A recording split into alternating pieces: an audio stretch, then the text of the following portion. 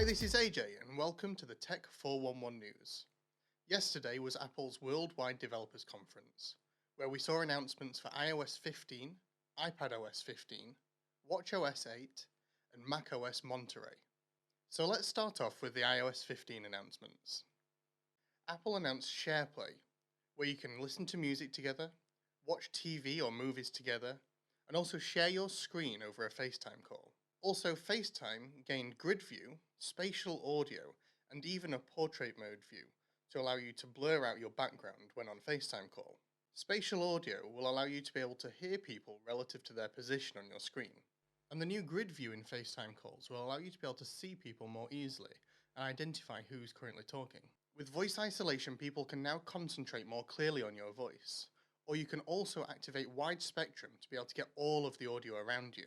And now for the very first time you can share FaceTime links, and also calendar events for FaceTime calls. With FaceTime links, you can now FaceTime with people on Windows and even Android devices, just by sending them a link and they can join directly from a web browser. Apple also introduced Shared With You, which is integrated into multiple applications, including Safari, news, music, podcasts, Apple TV, and photos. Apple also introduced photo collections, allowing you to be able to easily swipe through multiple photos in Messages, tap to see a grid view, and even easily add them to your photo library.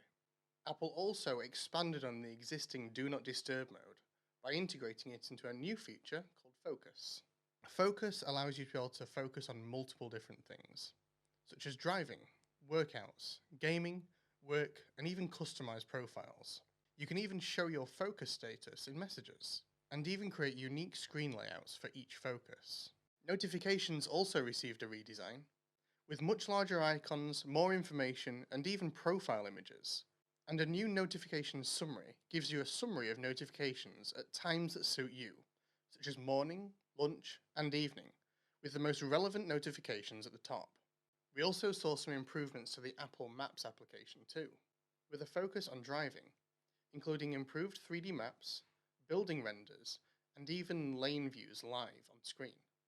We also saw the addition of augmented reality for walking instructions, and enhanced public transport features, including Exit Soon for trams, trains, and more. Safari also saw a big update on mobile, with a new redesign with search and URL bar at the bottom of the screen for ease of access, the ability to be able to swipe between tabs, and group tabs that will update on all of your devices. Also an easy search via voice, and Safari extensions are now available on iPad and iPhone for the very first time, so you can include add-ons such as Honey for voucher code scanning. Apple also introduced some improvements to the Wallet application. In the US, you'll be able to link ID cards in some states. You can also include everyday keys, such as smart home locks and even hotel keys. Apple has also recently worked with companies such as Disney to integrate park passes.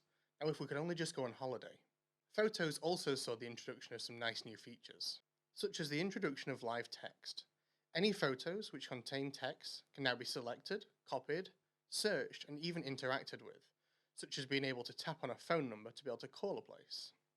And visual lookup can now identify plants, animals, landmarks, arts, and a whole lot more. We also saw a new look and design to Memories, which now integrates with Apple Music. It can now give you relevant and personal music to your preferences, based on the location and content of the photos.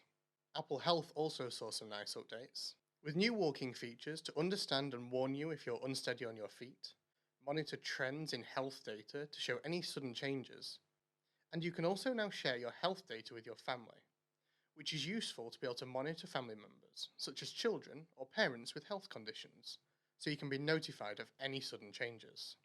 And as always, Apple emphasized privacy throughout iOS. There is now a new privacy report to show which apps have accessed what information and when. You can also now hide your IP address and tracking data in Mail, so that your activity cannot be tracked. This is especially useful for spam and phishing emails. Look out for a future video that we'll be doing about phishing emails. Siri now recognizes and processes more requests on your device for peace of mind. Even though this information was not used, you now have the peace of mind of knowing that it's now local on your device. Apple also introduced the expansion of the iCloud service with iCloud Plus. On any network you're browsing, you'll be securely relayed through multiple servers to hide your IP address, location, and stop advertisers from tracking and creating profiles on you. And Apple expanded on these privacy features with the introduction of Hide My Email. You can now create multiple aliases for when you want to hide your email address when signing up for services or newsletters that you may not trust, and you can also remove these at any time. Apple also recently introduced AirTags, giving you the ability to be able to track valuable items. This has now been extended to AirPods. You can now use the same types of features as AirTags to be able to locate your AirPods if you've lost them. The weather application also gained a much needed update, with improved graphics, more information, temperature maps, and a whole lot more. We also saw enhancements to widgets and more widgets added to iOS. Spotlight improvements can now give you more information when searching, whilst also integrating with live text in photos. And finally, Apple added ID recovery and digital legacy. ID recovery gives you the ability to be able to add contacts to your Apple ID. They cannot see any part of your Apple account, but they can help you recover your account if you forget your password. And with digital legacy, you can now pass on all of your Apple ID information to your loved ones in case the worst happens. Moving on to iPadOS, we also saw all of the features of iOS being added, as well as the expansion of existing features and new features being added. Apple finally improved how widgets perform on iPad. Rather than a single drawer of widgets, you can now place widgets on any of your home screens. And there are also new exclusive larger sizes specifically for the iPad. And the app library has now been added to iPadOS, so no more endless scrolling to be able to find the app you're looking for. Apple also finally improved how multitasking performs on iPadOS. There is now a new multitasking menu, and an easier way to be able to choose apps for multitasking and switching between apps. And you now can also create multitasking views inside the app switcher. In some applications, you can center windows for focus and minimize into a shelf for later reference. And when using this with a keyboard, there are now shortcut keys for all of these new features. And there is now a new universal quick notes feature. You can slide a note into any application and add links back to that app for looking up later. You can see notes inside those apps when you next load them up and include quotes from web pages. We also saw some announcements about Swift Playgrounds. You can now do more, use more Swift controls, and even create apps directly inside Swift Playgrounds and submit them directly to the App Store. And for myself, the most exciting new feature which was announced was Universal Control. Universal Control allows you to seamlessly move between all of your open devices in close proximity, allowing you to easily swipe between your desktop and your iPad and use your computer keyboard and mouse directly on your iPad. This also includes a new unified experience for drag, drop, copy and paste between all of your devices.